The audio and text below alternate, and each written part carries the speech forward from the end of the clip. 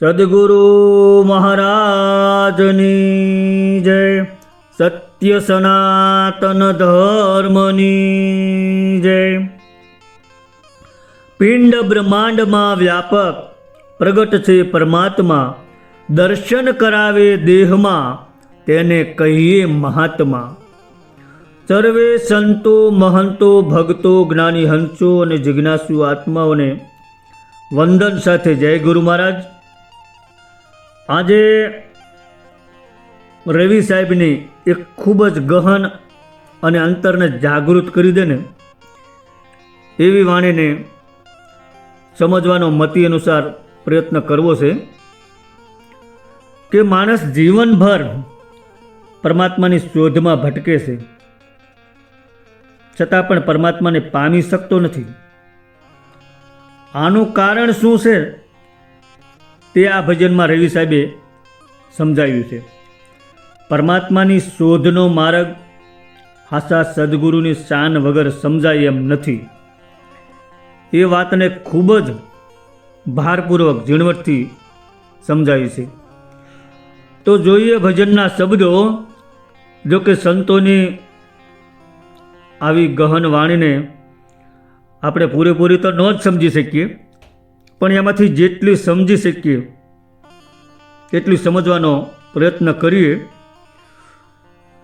તો રવિ સાહેબ મુખડામાં શું કહે છે કે સંતો રમતા રામ હમારા, સંતો રમતા રામ હમારા, જ્યાં ઠેરાવું ત્યાં હરી નહીં, એસા એપ અપરમ પારા, સંતો રામ રમતા હમારા. હવે મુખડામાં રવિ સાહેબ એવું કહેશે કે સંતોના હૃદયમાં એક જ અનુભૂતિ જીવંત રહેશે કે હરિ સર્વત્ર છે, સર્વમાં છે અને સર્વનું મૂળ છે. તેમને દેખાતું કંઈ જ જુદું નથી. આ સંતોની દૃષ્ટિએ દરેક દૃશ્ય પાછળનો એક જ તત્વ દેખાય, હરિતત્વ. સંતો રમતા રામ એટલે સંતોનો આનંદ રામમાં છે અને રામનું રહસ્ય સંતમાં છે.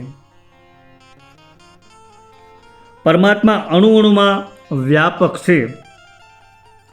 રવિ સાહેબ પ્રથમ કડીમાં સ્પષ્ટ કરી દેશે કે પરમાત્મા કોઈ એક સ્થાન, કોઈ એક દિશા, કોઈ એક પદ, કોઈ એક કેન્દ્ર કે કોઈ એક નિશ્ચિત જગ્યાએ કે કોઈ પણ અવસ્થામાં બંધાયેલો નથી.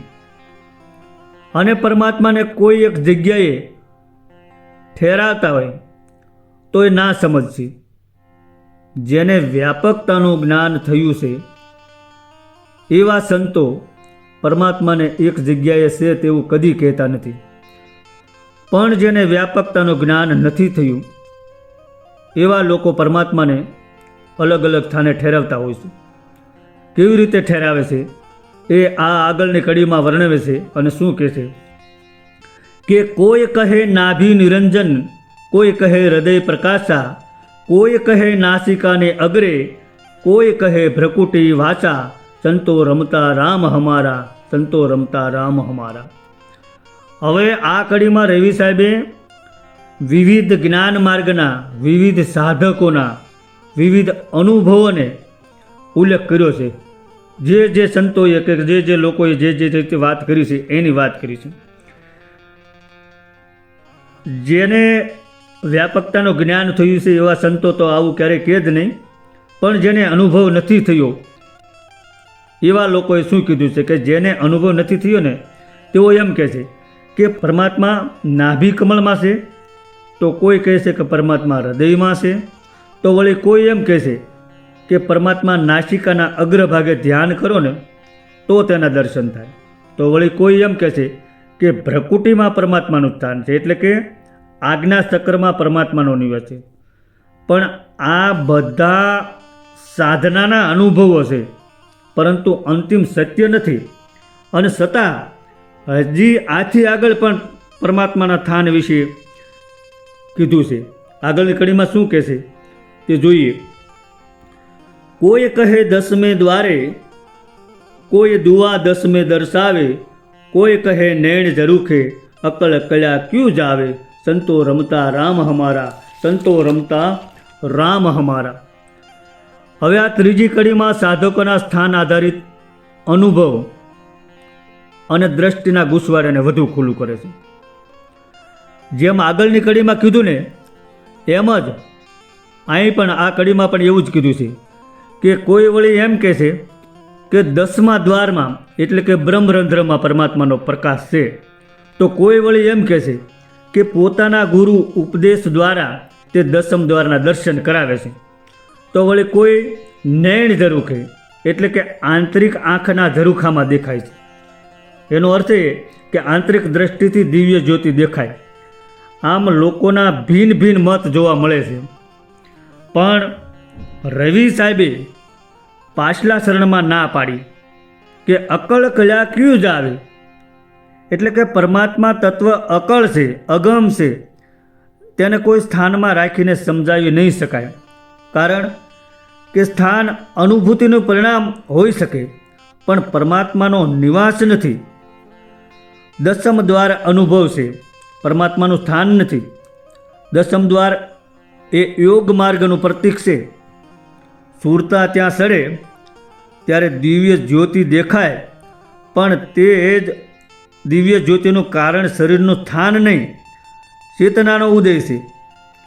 પરમાત્મા 10મ દ્વારમાં નથી. પરમાત્મા તો તે જ્ઞાન પ્રકાશ છે. કેટલાક સાધકોને આંખ બંધ કરતાં અજવાળું લાગે છે અને તે માનશે કે આ જ પરમાત્મા છે, પણ પરમાત્મા પ્રકાશ રૂપે દેખાતો નથી. પ્રકાશને ઓળખનાર મૂળ ચેતન જ પરમાત્મા છે. એથી આગળ અકળ કળ્યું કયું જ આવે, એટલે કે અકળ છે તેને કેમ જાણી શકાય? જે સ્થાનાતીત છે, દેહાતીત છે, અવસ્થાતીત છે, તેને માપી નહીં શકાય, સ્થિર કરી નહીં શકાય, તેને કોઈ જગ્યા આપી શકાય નહીં, તેને કોઈ દૃશ્યમાં સમાવી શકાય નહીં, તો પછી એને કોઈ એક સ્થાનમાં કેમ ઠેરાવી શકાય? હવે આગળની કડીમાં શું કહેશે કે અનભે કથે અપને ઉન્માના સૂન ભ્રમણા મેં ભૂલ્યા, કર્તવ્ય જોગ માહી ઘુસવાયા, પાયા નહીં નિજ મૂલા, સંતો રમતા રામ હમારા, સંતો રમતા રામ હમારા. તો આ ચોથી કડી અત્યંત ગહન અર્થ સૂચવે છે. રવિ સાહેબ બતાવે છે કે અનુભૂતિ વગર બોલનાર અને સાધનામાં ફસાઈ રહેનાર બંને પોતાનું મૂળ પરમ તત્વ પામી શકતા નથી. અનભે કથે અપને ઉન્માના એટલે કે જે પોતે અનુભવહીન છે તે પોતાના મનગમતા મુજબ બોલે છે. પછી આગળ કીધું કે સૂન ભ્રમણા મેં ભૂલ્યા એટલે કે સાંભળનાર લોકો તેમના શબ્દોમાં ભટકી જાય છે, મોહમાં પડે છે. પછી કીધું કે કર્તવ્ય જોગમાં હી ઘૂસવાયા એટલે કે કેટલાક લોકો યોગ, કર્તવ્ય, સાધન, ક્રમ, રીત રિવાજોમાં એમાં જ ફસાઈ જાય છે. અને છેલ્લે કીધું કે પાયા નહીં નિજ મૂલા, તેથી પોતાના મૂળ તત્વ પરમાત્મા સ્વરૂપને પ્રાપ્ત કરી શકતા નથી. ખોટી દિશા, અડધી સમજણ અને અનુભવ વિનાની વાણીનો ત્યાગ કરી નિજ મૂળ એટલે કે પરમ તત્વને શોધો. સંતો કહે છે કે જે દર્શન થાય છે તે દર્શનના મનમાં છે. પરમાત્મા તો અકળ છે, અકલ્પિત છે. જ્યાં સુધી હું કરું છું, મારું કરું છું, હું શોધું છું એવું ચાલે છે ને, ત્યાં સુધી જે મળે તે અનુભવ તો છે પરંતુ સત્ય નથી. સત્ય તો ત્યારે જ ખુલશે જ્યારે શોધનાર જ ઓગળી જાય. ત્યાં સુધી સત્ય સમજાય નહીં. હવે આગળની કડીમાં શું કહે છે કે રોમ રોમ મેં અનંત બ્રહ્માંડા, રગ રગમાં રહી બોલે, આપા ખોયા તબ આપ, પારસમણી ખબર વિના દૂર ખોલે, સંતો રમતા રામ હમારા, સંતો રમતા રામ હમારા. હવે આ 5મી કડીમાં રવિ સાહેબ અહીં સ્પષ્ટ કહે છે કે પરમાત્મા સર્વવ્યાપ્ત છે, પણ ખોવાયેલો સાધક પોતાને ગુમાવી બેઠો હોવાથી અને પરમ તત્વરૂપ પારસમણી ઓળખતો ન હોવાથી દૂર દૂર શોધતો ફટકે છે. શું કીધું છે કે રોમ રોમ મેં અનંત બ્રહ્માંડા, એટલે કે શરીરના પ્રત્યેક રોમમાં રૂવાડે રૂવાડે ચેતનાનો અવિરત બ્રહ્માંડ સમાયેલો છે અને તે પરમ ચેતના દરેક નાડી રગ પ્રાણમાં હાજર છે. પણ માણસ પોતાનું હાસું સ્વરૂપ ગુમાવી દેશે ત્યારે તે હું એટલે કે નિજની ઓળખ ખોવાઈ જાય છે અને પોતાના ભીતરના પારસમણીની ખબર ન હોવાથી તે પરમાત્માને દૂર દૂર શોધે છે. કેવી રીતે કે જેમ કસ્તુરી મૃગ પોતાની નાભીમાં જ કસ્તુરી પડી છે અને છતાંય જંગલમાં એની સુગંધ મેળવવા ભટકે છે, એવી રીતે હકીકતમાં પરમાત્મા આપણાથી તસુવાય દૂર નથી. આપણે શ્વાસ લઈશું એ પણ એની શક્તિ છે, હૃદય ધબકી રહ્યું છે 24 કલાક એ પણ એની જ શક્તિ છે. હકીકતમાં પરમાત્મા દૂર નથી પણ મન દૂર છે. અને પારસમણી એટલે આત્મચેતના, જેની ખબર પડે તો જીવન પરિવર્તન થઈ જાય. આત્માને જાણ્યા વગર બહાર શોધવાનો કોઈ અર્થ નથી. અને એટલે તો મીરાબાઈએ ભજનમાં કીધું છે કે આત્માને ઓળખ્યા વિના રે 184 નહીં તો મટે, ભ્રમણાને ભાંગ્યા વિના રે ભવના ફેરા નહીં તો ટળે. માટે રવિ સાહેબ કહે છે કે સ્વરૂપને જાણી લો તો બધો ભટકાર મટી જશે. એકવાર પરમાત્માને જેમ છે તેમ જાણી લ્યો ને તો પછી તમારે કોઈ ધ્યાન નહીં કરવું પડે, ક્યાંય ભટકવું નહીં પડે, પછી તો ધ્યાન સતત રહ્યા કરશે. હવે છેલ્લી કડીમાં શું કહેશે કે નિરાધાર નિર્લેપ નિરંજન લેખ વિના અલેખા રવિ રામ શાન ગ્રહી સદગુરુ કી જીકા ત્યુ હરિ પેખા ચંતો રમતા રામ હમારા, ચંતો રમતા રામ હમારા. આ છેલ્લી કડીમાં રવિ સાહેબ પરમાત્માનું નિરાકાર નિરાધાર નિરંજન સ્વરૂપ જણાવતા અંતે કહે છે કે હાસા સદગુરુ જ તે પરમ તત્વને જેમ છે તેમ સમજાવી આપે છે. પરમાત્મા નિરાધાર છે એટલે કે જેને કોઈ આધાર નથી, આધારાતીત છે.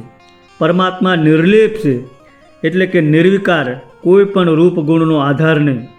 પરમાત્મા નિરંજન છે એટલે કે 3 ગુણથી પર છે.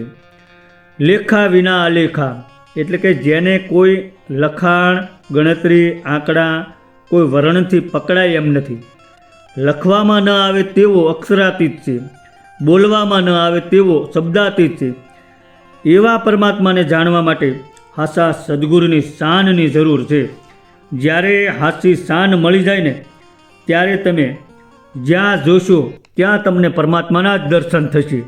કેમ કે પરમાત્મા સર્વવ્યાપક છે, સગુણ નિર્ગુણમાં સર્વ સમાન એક રસ પરમાત્મા જ છે.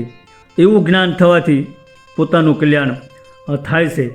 અને રવિ સાહેબ એમ કહે છે કે મને હાસા સદગુરુ મળી ગયા, મને મારા સદગુરુએ શાન બતાવી દીધી. અને જે રમતા રામને જાણે છે ને એ પછી આઠે પોર આનંદ માણે છે, પછી દરેક શ્વાસ સાથે રમતા રામનો અનુભવ માણતો રહે છે.